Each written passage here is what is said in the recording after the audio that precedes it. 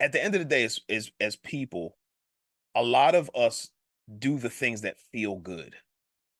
We don't like the things that make us feel bad or hurt our feelings or whatever the case may be, even if it's something that we need. So in this journey, one of the lessons that we learn is that we like to feel good, and if it makes us feel bad, we shy away from that.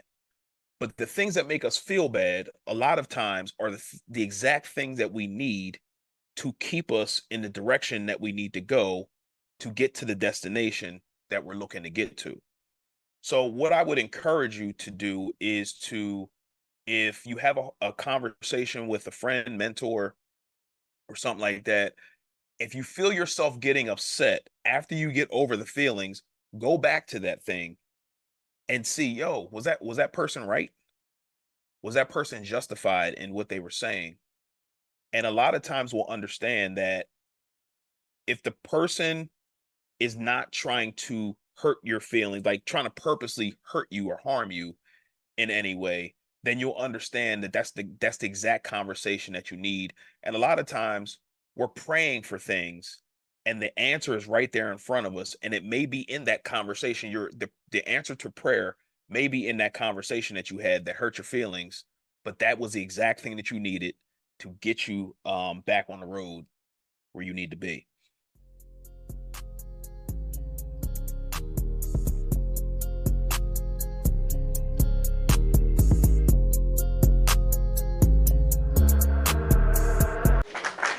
Hey, family. This is Che Willis coming back for another episode of Wealth is a Journey podcast.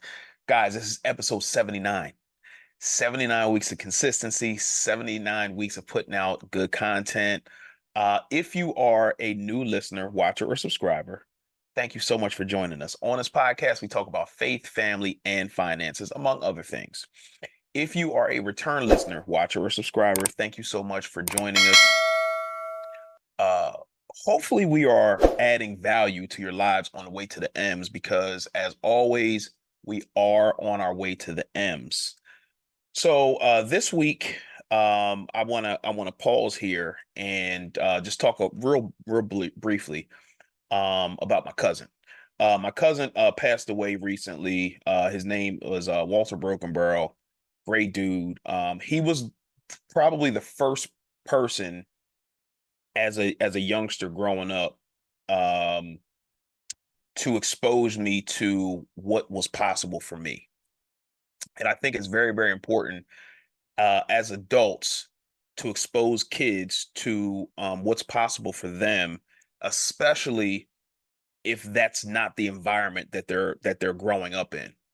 Meaning that if you are living in, let's say, a nice home, and you know that your cousins or whatever the case may not be living in the best environment or situation, to bring them to your home to show them what's possible. Now, my cousin Walt, uh, his house, he bought a brand new home, like built from the ground up, which was amazing. Uh, However, it was a twin home, and it was maybe 1,100 square feet, which is not huge, but as a kid, you see this home and you're like, wow, there's space. His son had his own room, which was amazing. Um, and it exposed me to what was possible for me as a, 8, 9 year old boy growing up. So he just recently passed away, went to his funeral, and I just remember going to his house and loving just being in there. You breathe the air and it smells like new. The homes, it's got the new car smell.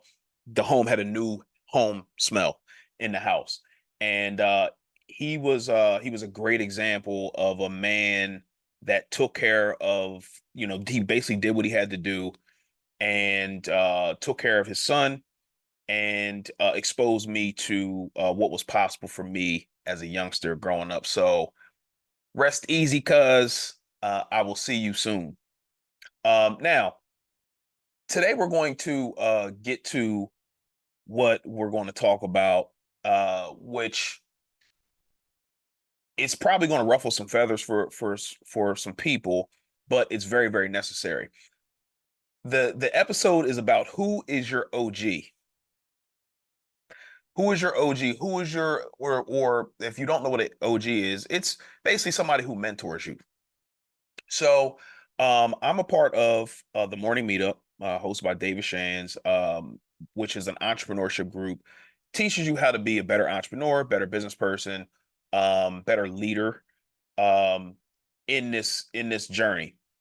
So the theme of this specific month was, if I remember correctly, it was food, finances, and fitness. So we were all trying to do all three of these things, or at least one or two of these things better. So if you eat terribly, the theme is, okay, how can we eat better? How can we cut back on bread or cut back on carbs or sugar? If your finances are not well, hey, how can I budget better or invest better or make more money? Um, and if it's fitness, if you don't work out at all, let's start with, 25 push-ups or 50 push-ups a day just to get you consistent. And that was the whole thing. It wasn't about the money, it wasn't about the food, it wasn't about the push-ups. It was about, can you do something consistently for the month, right? And during this month, I committed to eating better. For those who don't know, I lost about 60 plus pounds during the pandemic. The reason I lost the 60 pounds, 60 plus pounds, is because I saw my father or my dad. He passed away in 2018 from diabetes. Seeing him in the nursing home was not the greatest experience. However, it was a great experience because uh, I saw what it was like if you don't take care of yourself from an early age. Because it wasn't necessarily that he wasn't taking care of himself up to leading up to his passing away. It was the damage that he did to himself early on in life, right? So I recommitted to eating better for this month. I was during the month there was a lot of celebrations and there was a lot of cupcakes, there was a lot of cake, a lot of snacks, desserts, fried foods and different things of that nature. But at the beginning of the month I committed to eating better. Now, I went away, I ate not the greatest, right? And then on, let's just say it was a Monday, there's a check-in. Hey, we're all on the Zoom call. The host asks, "Hey, how was everybody's weekend?" So you get a chance to raise your hand. You talk about your weekend and see how your progress was, or if you slipped up, they'll encourage you, "Hey, do better," right? So raise my hand, week one. Hey, I fell off. I ate, snacks, whatever the case may be, which I did. Okay, hey, listen, do better. That was the response. Hey, you can do it. Get back on the horse, pause, and do better. Week two, same thing happened. There was a celebration. I ate bad again on this specific day, and the host, and you know who you are, called me out. To Dave, right? And so they were like, yeah, well, Che ate bad, and this is becoming a theme, week to week. He ate bad. So Dave calls me up and is like, yo, Che, come to the stage. So I'm now spotlighted in front of, 100 plus people on this call. And he asked me, like, yo, so what happened? So I told him what happened. Hey, we were at a men's fellowship. I was eating banana pudding. It was amazing. And he's like, so you committed to something, right? I'm like, yeah, I did. He was like, so did you just not care anymore? I'm like, well, yeah, it was, but the food was delicious. So in my head, it was a joke because everybody was laughing, whatever the case may be. But then he got serious. He was like, okay, so you're basically people look to you as an example on this call. So for you to say that you ate bad after you committed to um, eating healthy, and then you're laughing about it. it's not really funny. Are you tired of living paycheck to paycheck?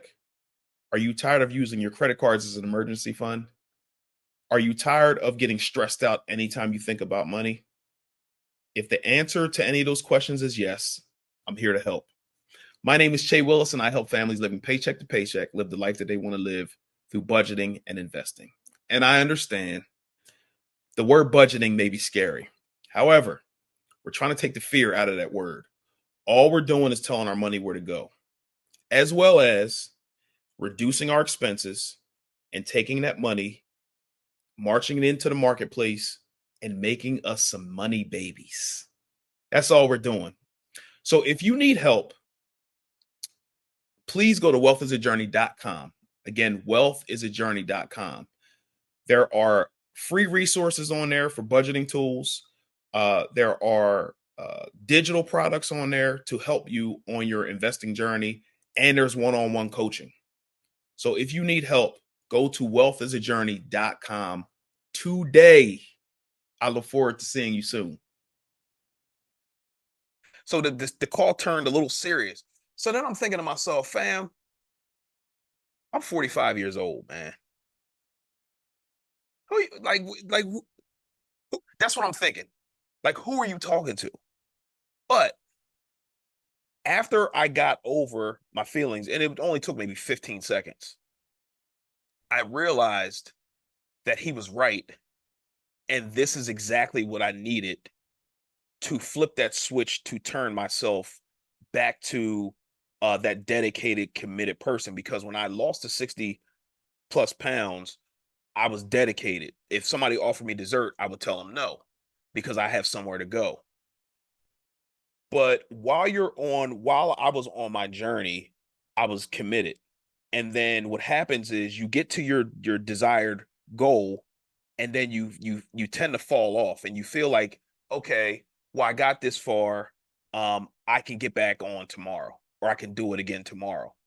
But then sometimes tomorrow never comes, and then day one turns into day two, and then into day three. But it doesn't happen all at one time. It happens gradually.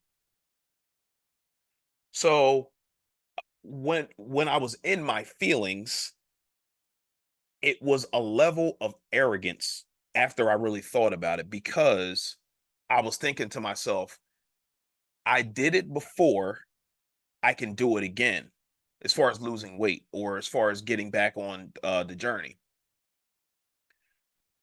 The problem was is that the level of arrogance that I had at the time is the exact thing that will derail you from your journey, because in your mind you think yourself you did it before, you can do it again.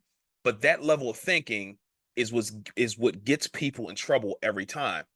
Thinking to yourself, oh well, I can start that budgeting thing tomorrow. Does tomorrow ever really come? Again, the whole point of this exercise is to be consistent at something. It's not necessarily about the weight loss, even though the weight loss is going to be a byproduct of your consistency. Or your investing or saving is going to be a byproduct of your consistent saving and or budgeting. So I want you to understand that on this journey, you are going to need an OG. And uh on this journey as well, um, you're going to need that person who's going to pull you back when you're on the wrong path, and speak to you the way that you need to be spoken to get you to your desired result. You're going to need that. So today we're going to talk about three ways to identify a mentor, because again, on this journey, we all need a mentor in some way, shape, or form. Now, it doesn't necessarily have to be somebody that you speak to all the time, although that is probably the best way to receive mentorship. But you have YouTube, you have podcasts, you have different things of that nature that you can watch to have mentors from afar. speak into your life based on whatever content they have. So number one, in identifying a mentor, number one is this person where I would like to be? Which is very important because first you need to know where you want to be, and then you need to identify the person who is where you want to be and have them mentor you. It's going to be very important to seek these people out, to get their advice, to have them speak into your life because they've been where you are and they can steer you and navigate you in a way that's going to get you to your desired result. So for me, um, Dave is a brilliant mind in my opinion. Um, the way he thinks about entrepreneurship, the way he steers people and asks people different questions, the way he podcasts is amazing to me. So um, that is the person that I need to speak into my life because he's been where I'm on my way to. So that's very, very important. Um, and you're not going to ask somebody who is 300 plus pounds on how to lose weight. So you need that person who is in your field or on who is at your desired goal or destination to be able to speak into your life. So hopefully that makes sense. Number two, does this person have my best interest at heart?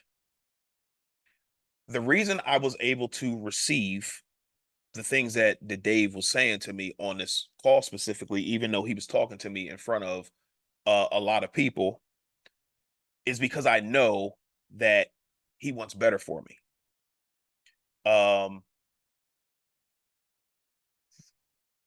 you're able to receive better from people who you know have a genuine interest in your success. And being a part of this entrepreneurship group or this mentorship group, the whole purpose and goal is to be better. And there's a track record there. I've been on these calls for um almost 2.5 years now, and the whole goal is to be better. So for him to say the things that he was saying to me after I got over my feelings, excuse me, I knew that it was exactly what I needed. So I was able to receive the things that he was saying, even though it hurt a little. All good though. It's all good. It's stuff that we need. We need, like, in finding a mentor, if they check those first two boxes, sometimes there's going to be those hard conversations that you need to get you to where you want to go. Because again, the arrogance, because you've been somewhere before and you feel like, hey, I can do this again at any time.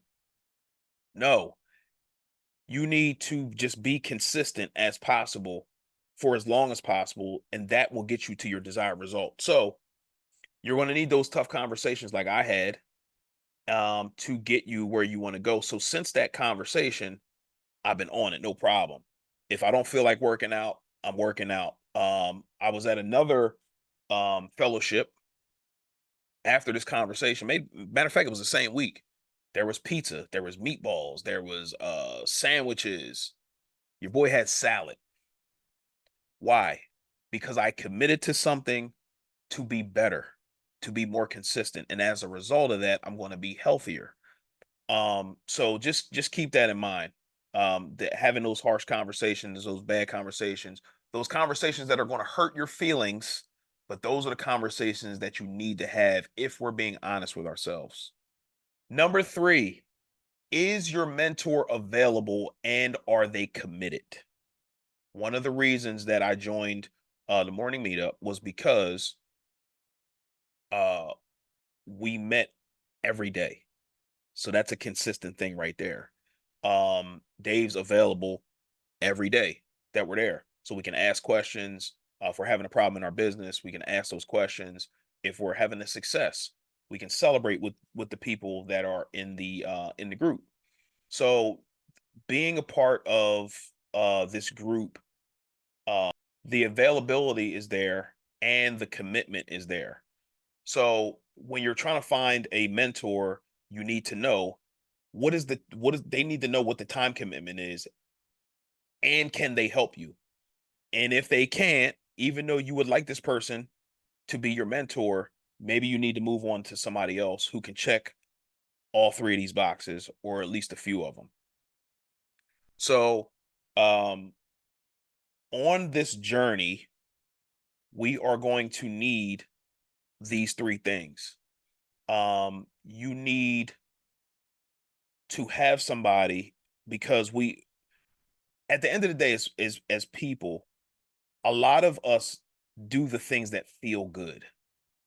We don't like the things that make us feel bad or hurt our feelings or whatever the case may be, even if it's something that we need. So in this journey, one of the lessons that we learn is that we like to feel good. And if it makes us feel bad, we shy away from that. But the things that make us feel bad, a lot of times, are the exact things that we need to keep us in the direction that we need to go to get to the destination that we're looking to get to. So, what I would encourage you to do is to, if you have a conversation with a friend, mentor, or something like that, if you feel yourself getting upset after you get over the feelings, go back to that thing and see, yo, was that person right? Was that person justified in what they were saying? And a lot of times we'll understand that if the person is not trying to hurt your feelings, like trying to purposely hurt you or harm you in any way, then you'll understand that that's the exact conversation that you need. And a lot of times we're praying for things and the answer is right there in front of us. And it may be in that conversation. The answer to prayer may be in that conversation that you had that hurt your feelings, but that was the exact thing that you needed to get you back on the road where you need to be. And that conversation was the exact conversation that I needed to get me back on the right road because we all got goals. If we get to these millions, which we are on the way to, if you are not in the best of health while you have the millions or you're on your way to the millions, then a lot of the millions that you make are going to have to go to doctor bills and medicines and things of that nature. And I don't think that we fully grasp that a lot of times. And so don't discount your health because we all need to be healthy in order to enjoy these M's that we are on the way to. So um I say it all the time that the things that I go through in life are not necessarily about me. Once I got over the feeling of embarrassment, over the feeling of, yo, fam, why you call me out? That was exactly what I needed. And hopefully this story somebody can identify with and understand, like, yo, I've been there as well. And if you actually dig into the feelings, you'll understand that that was exactly what you needed to get you back to where you needed to be. So that's the episode. Hopefully this helps somebody. I'll go over the three things again that we need for mentorship. Is this person where I'd like to be? Very, very important. That's number one. Two, does this person have my best interest at heart? And number three is this person available and are they committed to helping me get to my desired destination? So that's the episode. Hopefully this has helped somebody. Wealth is a journey. We will see you next week.